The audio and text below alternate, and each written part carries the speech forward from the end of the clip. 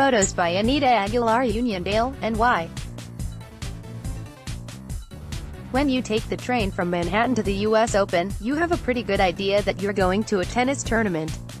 Some of your fellow riders may be scrolling through schedules of play on their phones. Others may be reading about the previous day's results in the paper. The truly devoted will be dressed in head-to-toe tennis gear. So far, the same can't be said for the area's other professional tennis tournament, the New York Open, which is being played for the second time at the NYCB Live Nassau Coliseum in Uniondale, NY, this week. Traveling on the Long Island Railroad from Manhattan on Thursday, I didn't spot any RF hats among the dozing commuters around me, and the Uber driver who took me to the arena at 11 a.m. asked if I was there to see the local hockey franchise, the New York Islanders.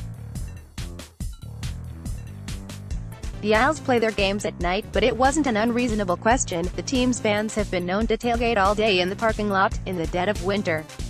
But I wasn't one of those crazies, and the Coliseum's parking lot was quiet on this bright, cold, February afternoon. Atmosphere-wise, it was 180 degrees from Flushing Meadows. First you see the sleek, silvery, recently refurbished arena. Then you see the highway that encircles it.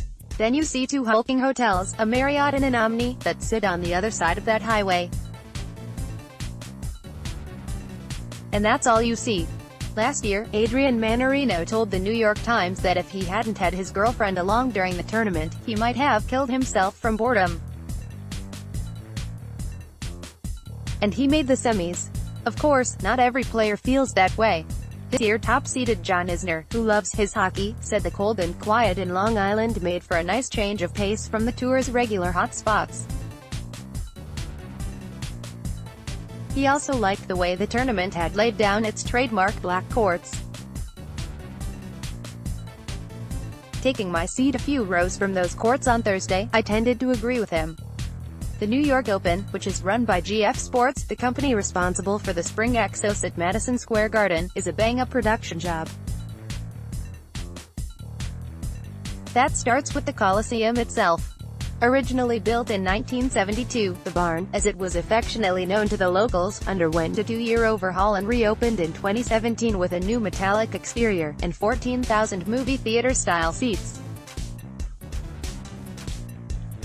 Hanging from the rafters are championship banners from the Islanders' glory years of the 1980s. When you look up and see the team's 6 retired jerseys towering above the baseline, Smith, Nystrom, Trottier, Bossy, Gillies, Potvin, you might feel as if you've made a pilgrimage to the Mount Rushmore of Long Island. The Coliseum also holds some tennis history. In 1976, Billie Jean King led the New York Sets, who played their home matches there, to the World Team Tennis title. For the New York Open, the arena has been chopped in two, a main court, and a smaller space for second-tier matches.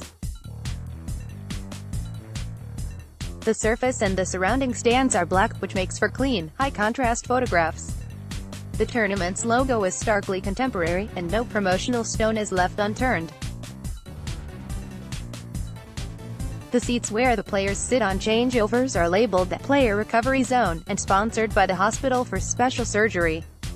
When those players are introduced to the roof-rattling chords of AC/DC, tournament MC Jason Bailey does his best to rev up the crowd, WWF style, by roaring out their names and listing their sometimes less than stratospheric achievements. He's won 5 ATP Challenger events. Seeing a bed-headed Sam Querrey amble on court to the tune of "You Shook Me All Night Long" was a little disorienting, but it's the effort that counts. The only thing missing from the New York Open so far are the crowds. Last year's final drew roughly 2,200 people, and audiences have been sparse for most sessions this year. Tennis, it seems safe to say, will always be a tough sell in this part of Long Island in February. It probably didn't help when no. 2-seed in U.S. crowd pleaser Francis Tiafoe lost his opening round match to Jason Young on Thursday night. Still, for anyone who loves tennis, this tournament offers what every tournament, from the slams on down, provides: the chance to see the sport up close, and experience it in the visceral way that it can't be experienced through a TV screen. Thursday's lineup started at 11 a.m. with a match between John Millman and Guillermo Garcia Lopez. The last time New York tennis fans saw Millman, he was upsetting Roger Federer in front of 20,000 people in Arthur Ashe Stadium.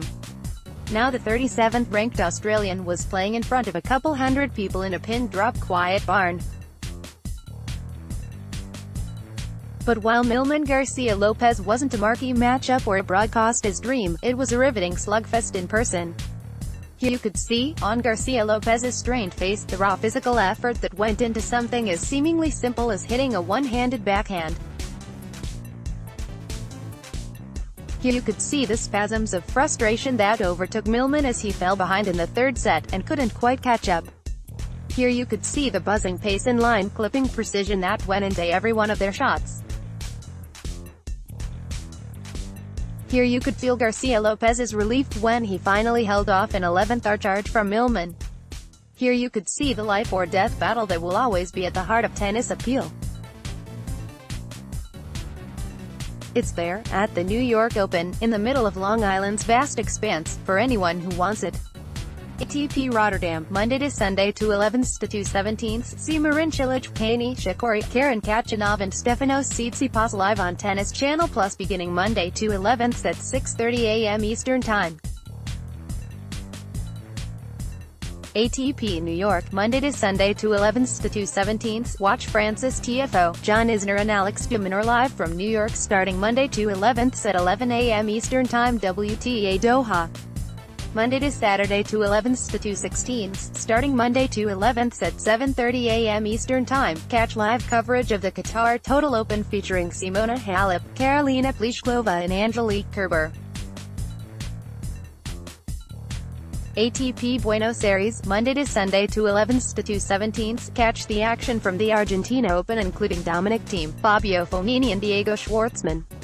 Live coverage begins on Tennis Channel Plus on Monday, 2/11 at 12:30 p.m. Eastern Time. USTA College Match Day 3 Lake Nona, Sat 2/16. Tennis Channel Plus features live coverage of USTA College matches in Lake Nona on Saturday, 2/16, 4 p.m. Eastern Time.